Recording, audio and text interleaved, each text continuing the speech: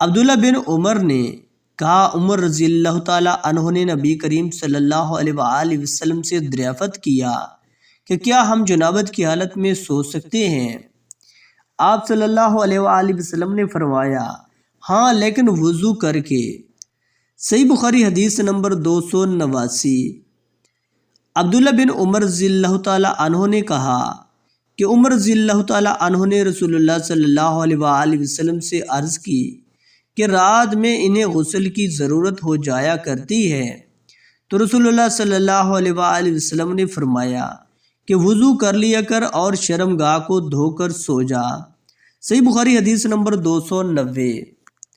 ابو ہریرہ رضی اللہ تعالیٰ عنہ سے کہ نبی کریم صلی اللہ علیہ وآلہ وسلم نے فرمایا کہ جب مرد عورت کے چہار زانوں میں بیٹھ گیا اور اس کے ساتھ جماع کے لیے کوشش کی تو غسل واجب ہو گیا۔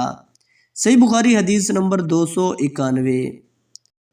زید بن خالد جونی نے بتایا کہ انہوں نے عثمان بن عفان رضی اللہ تعالیٰ عنہ سے پوچھا کہ مرد اپنی بیوی سے ہم بستر ہوا لیکن انزال نہیں ہوا تو وہ کیا کرے؟ عثمان رضی اللہ تعالیٰ عنہ نے فرمایا کہ نماز کی طرح وضو کر لے اور ذکر کو دھو لے، اور عثمان رضی اللہ تعالیٰ عنہ نے فرمایا کہ میں نے رسول اللہ صلی اللہ علیہ وآلہ وسلم سے یہ بات سنی ہے۔ صحیح بخاری حدیث نمبر 292۔